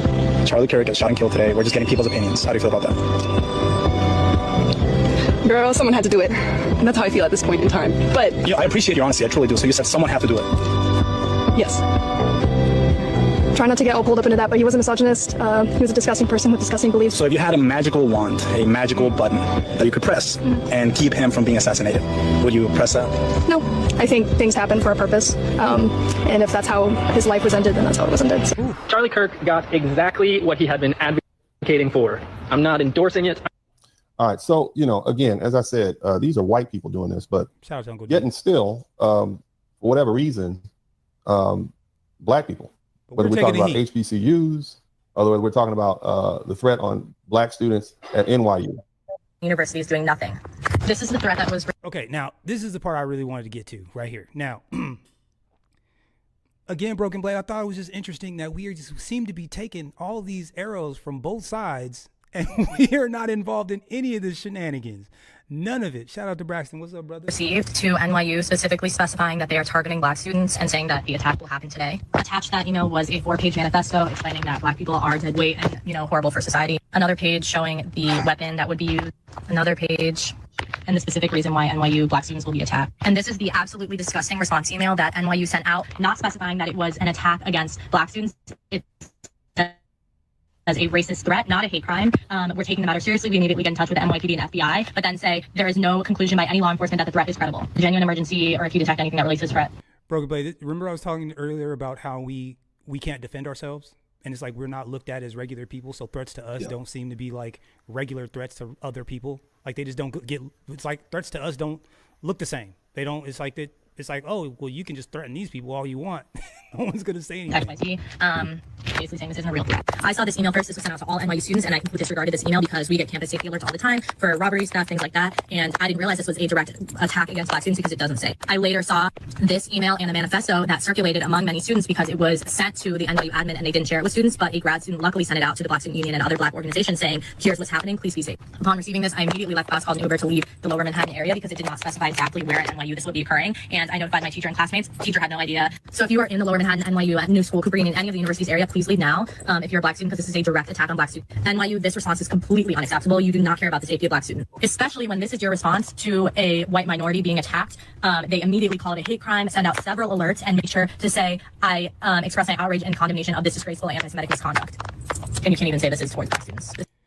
And you know what, Cody, thank you so much for saying this. Okay, look, here's what I would like. And this sounds crazy. This might sound crazy, but look, I said this earlier and I'm going to keep saying it because I don't hear anybody else saying this. And this is important. This is really important. Do not let these people suck you in to some sort of a knockdown, drag out thing. You be short with these people. Don't let them get you out of your body. Do not let them get you out of your body. Don't let them turn you into a piñata. Don't give them a reason to lock you up. Do not engage. Just don't engage. I know some of us want to fight back, push back, whatever. Do not engage. And if you got a hot-headed cousin, hot-headed brother, hot-headed father, son, anybody, daughter, these ladies like to run their mouths, so I don't know what you can do about that. But let's not engage. And part of the reason why I wanted to say that is this right here. Listen to this. I love this response. And shout out to Uncle D. He had me on the floor. Let me know if you can hear it. Here we go. It is what it is. You guys, hilarious. This is a radio show they were calling into. This is hilarious. You have Maxine Waters. You have Michelle Obama. Ain't nobody got time for that shit. Don't come up on here trying to put black people. Listen. You have Maxine Waters. You have Michelle Obama. Ain't nobody got time for that shit. Don't come up on here trying to put black people in this shit. What happened to Charlie happened in white Utah with all white people. Why are you talking about black people? That's true. Don't talk about no motherfucking black woman when Charlie Kirk was gunned down in white ass Utah. Don't come up on here with that shit. Don't come up on here with that shit. Talk about white person. Do not bring black women in this shit. Black women ain't never been nobody's motherfucking ass shooter. We ain't never had nothing to do with that shit. Don't have no motherfucking black woman's name out your mouth. Open up Charlie Kirk. Now what? Go ahead. Yeah, I came out to 110 pounds. I was a big baby. That I was. Said, she said, "Move on. Let's do it. Move on." I like her. I like her energy. Mouth. Open up Charlie Kirk. Now what? Go ahead. Look at that over there. Look at it. What the fuck does a black woman have to do with goddamn white ass Utah? The only black woman you know was married from real fucking housewives in Salt Lake City. And shit, goddamn right. You right. Let's be clear. Go ahead. One of the most outspoken critics of the Iraq War. To even make the comparison is just ridiculous. Yeah, don't do that shit. That's what I'm telling you, because motherfuckers. I'm gonna just say this. Wow. Okay, you see how that sister stood up and she jumped right in his chest? You really don't get that with other races of women. And brothers, I know. Now, Uncle D, I'm gonna have to disagree with you on this one, but okay. I know, right? I get it. Right? We mad at each other right now. But the truth is we're better together and we need each other, especially in times like this. This is what our culture is built for. Together, we're better. Okay? Not these aliens. Were they Klingons? Nah, not with these Klingons. That's the only thing with the attorney. When he talked like that, I say, well, Dennis, you have a woman that's want to be a wife, want to be a mother. See the importance of that and see the future benefit, the delayed gratification, and where it'll take her 20 years from now. And he's already rich. So she yeah. And when he's saying that, well, it's better together, you got to look at it. We're talking about that's only 20% of the 15% of the women. 80% is not that. That's a fact. So that's my thing with that. That's what we have some ideology differences. Yeah, that's not 80% of what's going on, and that's not 80% of what's coming out of college, and that's not the bulk of women. No. So that's not to me, that's not the answer for the young men who don't already have kids and is not already married. See, I already went through that, and like I'm on Uncle D level, Dennis level when it comes to that, and went through that and went through the court system and all that, and found out what the real laws and what the real deal is. So rich. For the young man, for the generation that don't have kids, that's not going to work for them. We got to start, and that's one thing, and I'm going to push. Well, what's the solution? We got to push on changing the laws so the environment can be where they can have families. 100%. And not just saying, well, we still got to be together and be better together. Nope, we got to change the environment so our sons can have that and not have to go through all this 50 prenups and working out a trust and this in your mama name, like all these athletes and stuff, and everything and everybody else name, just to try to have a baby, have a family and a nuclear family. Brother, it is dangerous out here. Yes, so we got to change the environment with the laws, not just we still got to be together. That's so I'm on that. So, and we got to do like what's going on in Kentucky. Now we got to get these other states. We got to start coming together as men, putting some money behind that, and getting on these lawmakers of putting all people up there in the law and putting pressure. Like these shows and what we're doing, talking on these public platforms. Landing my plane there. Amen. And I believe in Kentucky the divorce rates are already down. It's no incentive to break up a family. You're not getting paid out by the state anymore. So it's, hey, you break up the family, the custody go 50-50, you get them half of the week, the father get them half of the week, nobody pays nobody. So go get your job and be ready to support. And now that shows us what's going on with our divorces. They only because the state is incentivizing. Now they cut out the incentive. Now you see it, what happens. 100%. So basically our government, our lawmakers, executive director that started this whole child support thing is executive director by the president. Congress didn't vote on this and nobody voted on this. This is incentivized and it's all financial, and they don't care about our families. No, they really don't. And I think another thing too is that people don't really realize is that child support 60% goes to the state. So all this mess you talking, 60% goes to the state to cover all this other stuff. It's not even the dollars don't even make it to your kid, which is crazy. And then the mom is still spending money on purses and getting her nails and hair did. Were you gonna say something, Braxton? It looked like you were gonna chime in. Yeah, I agree with D. Yeah, we need to be with them. We're gonna be better together once we get the law environment right, so we could not get taken advantage of, and then we get with them and just get split up anyway. Yeah, 100%. 100%. It's not conducive to starting families. And Uncle D, like I said, Uncle D is rich, so he's like, look, you can come in and you can get on my bandwagon and we can do a thing, or you could just leave and take what you came with. And it's in her best interest to stay because she likes the situation. She likes him. Kid situation is cool. Whatever. She fit herself in. And you know how you remember? I look at Deion Sanders. He was paid. He was rich. And in the prenup, he made it where she get $1 million. And in the end, what she did, took the route to get the prenup. She's like, I walk away with the $1 million then. Yeah, that's crazy. So to me, being rich, the finances don't change it. The only thing that we finding out, the only thing that saves them is if it's in their mother's name or in the trust name. Yeah, trust. Yep. We find out with Akon and the soccer player and all these chicks and all that from the beginning been going to in their parents' name. Yep. Other than that, it's nothing stopping them. Nope.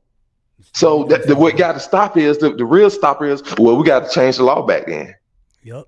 And what gives total proof to that, credence over everything, proof, Kentucky, recent. Kentucky. Yeah, you're right. 100%. 100%. Braxton, you said you were gonna say something. Were you gonna jump in? I think you had something. Yeah. So, Go ahead. Yeah. Well, I was letting y'all talk. As y'all were talking, I typed it in the back check, but now I'll say it out loud. Yeah. Also about Kentucky, the white conservative Christians of Owsley County, Kentucky, are the most food stamp welfare WIC SNAP government assistance recipients in the whole entire country per capita. But it's not just there too. It's also areas like in Nebraska, Wyoming, Kensington, Philly, in Appalachia, parts of Alabama, Mississippi, Texas, and here in Louisiana. So white people are on those programs per capita than any other group here in America. Yeah, amen. See, but they don't want to hear that. They don't want to point that out in the media, right? Because the welfare queens got to be melanated. So you know what? Again, it's all propaganda. I'm glad that we are pushing back on some of these things. That Steven Crowder video, there's a lot of people that were pushing back on that. Shout out to Medium Man. He did a video pushing back on that Steven Crowder thing. And so I'm glad. And again, Broken Blade, what I tell you, Broken Blade, I said our instincts are good, bro. Our instincts are good. You're like 2 or 3 days ahead of everybody else. I'm so glad that the responses that I've started to see from that video are exactly what, it's like, wait a minute, brother, like who are you threatening? Like we ain't ever seen a pile of angry white people before. Like who are you threatening? Like you ain't scaring nobody, Well, they think that that's effective though. Go ahead. Well, whatever Crowder or anyone else like that has to say is not effective, but especially for Crowder's case, because me just recently learning that he's not even American. He's a Canadian boy. Yeah. So but still, I never took anything he said seriously. But with him not even being from this country, so anything he says is dismissive pretty much. Which again falls right into what I was talking about earlier. It's like how all of these people that are not even from here think that they can speak on black people from here. It's like, yo, what in the hell makes you think that you can open up your mouth to say anything about us? But it's because they think they can, because we seem to be everybody's punching bag. And it's I knew, but because this is a novel time, guys. This is a little bit different than every other time because one, we do have the opportunity to through the media push back on some of these narratives. And even though there aren't any politicians that are speaking for us, none of them, not a single politician is stuck up for black people at all. Not any of the congressional black caucus, not any of these, mayors or whatever. These people, man, there's been so many young black men that have been found hung in trees over the last couple of months. And I haven't heard a peep out of any of these people. They're running up in our houses. I mean, look, ICE is doing what they're doing, but there's a lot of us that are getting caught up in this bullshit. There's a lot of us that are getting caught up. There is. And we can't pretend that, these dudes ain't heavy-handed. There was an NFL player that lost his life in custody recently from the Tampa Bay Buccaneers. I haven't gotten a chance to go through the whole story yet, so I'm not going to really speak on it because I don't know. But again, why what happened that he needed to lose his life in custody? Especially someone that, I'm sure he might not be big rich, but he's wealthy enough. He plays in the NFL, so he's got a couple dollars in his pocket, so how is that guy getting taken off the playing field? I don't know. Anyways, look, man, I'm gonna go on ahead and shut things down. I'm gonna try to keep it up under 2 hours. Braxton, is there anything that you would like to say or say to the brothers before we get up out of here? And I'm gonna go to Yoga, and then I'll finish with Broken Blade. All right. Anything that we covered, anything that's on your heart, anything you want to say? Yeah, sure. Well, once again, the panel, it was good, cool, lit, and informative, and I'll be on the next one whenever you drop the StreamYard link. Excuse me. And for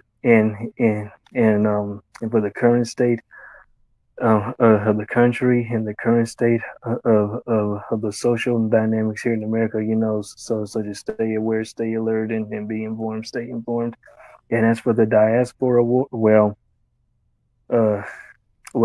as for the diaspora wars amongst Africans against FBAs or vice versa, I would say for the non-American black people that came here to America, and if you have the misfortune of going through, getting picked on, made fun of, even bullied, growing up now, with that, all of us here will say that, okay, we're sorry that did happen to you, and yeah, that is messed up at a point.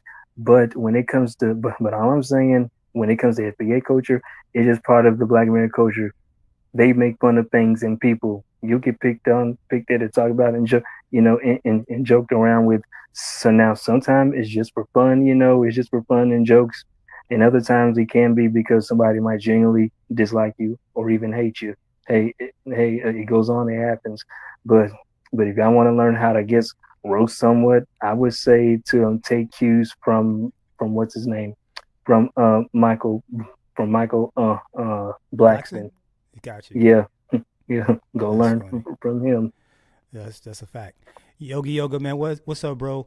Thank you so much for coming up, man. Anything that you want to leave the people with before we get up out of here?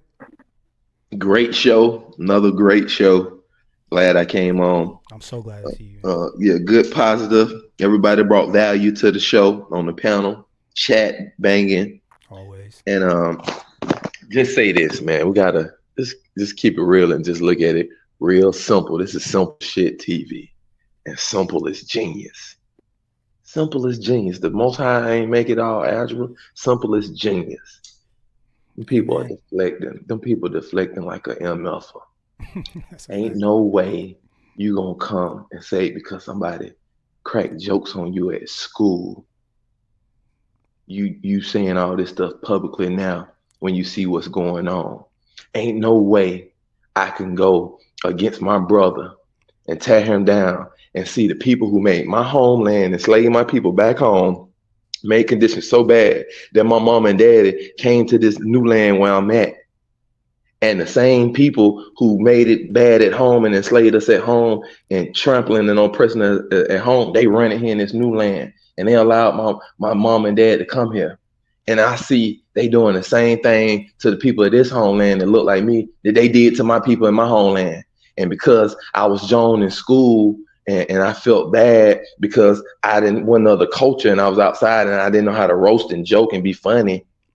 Now I'm going to help the same people that made it while I'm in America and my people had to flee the homeland. I'm going to help them tear down the people and do the same thing that was done in my homeland. See, we the last to be conquered. Yeah. And we got to realize this is a black man. Ain't nobody else talking like us on the planet. Nope. See, that's why we special. Tell me who else talking like us on the planet. If they are, they imposters because they got a government behind them. Yep, that's a fact. See, I can start talking, and people think that I'm just be talking and not talking facts. No, I'm not talking off of what I heard. I'm talking real, true facts. No other group of men on the planet talking the way we talking. They're imposters because they have a government behind them, and they shouldn't be talking. That means they should be successful, well, and having well-to-do families and sons on the way. Yep. And that's why you see these guys the Anglo guys here in this country. That's why we see them crashing out, because they don't have nobody to blame. That's a fact. They have a government behind them, and they still can't produce a nuclear family. Still can't get it right. See, they can't produce a nuclear family, and they got a government behind them in Colombia, in Venezuela, in Thailand, in China, in England, in France, in Finland, in Brazil, in all the countries in Africa. The men have a government behind them, except one group of men on this planet. Yep, that's a fact. And that's why we MF special. We rocking without a government behind us. Yep. What the F you think? What you think? Yep. See, now I can shut anybody down at any argument at any time if they ain't from the homeland. We are different. Why I'm letting my nuts hang? I don't have a government. There ain't no safety net. What are you talking about? Shout out to Yoga, dog. And those Thank are you facts. so much. So every Nigerian, Jamaican, Canadian, y'all got governments behind you. That's a fact. We in free fall, and we stopped the free fall 100 years ago in the Civil War, 150 years ago in the free fall, and now we done caught flight and got wind up under us, and they wonder how we levitating because you don't have a government behind you. That's what the people when I travel they say, "Wow, black guy from America, ooh, wow, ooh wee." Them and his wife, they know we don't got a government behind us. They don't know how we do it. They don't know how. Yeah, because the whole world knows we don't have a government behind us. All the Arabs at the gas stations. All right. I hate to cut you off. There you go. I'm landing the plane. That's for the teller. That's for the tellers. So they don't have an excuse. So this is a deflection talking about because they got Joan and roasted. I'm out. Man, I'm out. Shout out to Yoga, man. That's my man. Here, shout out to Cody Marshall real quick. Thank you so much for the $2 holla. Didn't get that from you earlier, and then real quick, I gotta get my brother from Another Mother Solo Dolo. He says the tethers are the hidden hand of the white supremacists, and I know, bro. It's that and the B-dubs. Shout out to you. And Broken Blade, I hate to cut you off, bro, but I want to make sure I get this bad boy done in under 2 hours. Yoga boy, he be cooking like a steamroller. I just gotta let it go. He's a force to be reckoned with. So I want to thank everybody that came through. Stephen Jones, salute to you. What's up, Red Sigma? Also, Solo Dolo. Braxton, thank you so much for coming up, brother. I love you. Broken Blade, of course. Everybody, thank you so much. Cortez. What is it? Somebody else came up in here. Jerome, salute to you, bro. And who else? Let's see. Woke Video, stay woke. Yep. And then I think Salty Balls came through. Salute to you, bro, if you're still up in here. Intrinsic One, salute to you also. Hey man, like I said, you guys, you have no idea how thankful I am to be able to do this and to be able to put this together. And look, I was gone all summer. And to be able to come back and everybody just to gel right back up again, I really truly appreciate it, man. Thank you guys all so much. And Broken Blade and Braxton and we are going to catch you guys on the next one. We out. Peace. Because that's just what's happening. We are winning. We winning. We winning.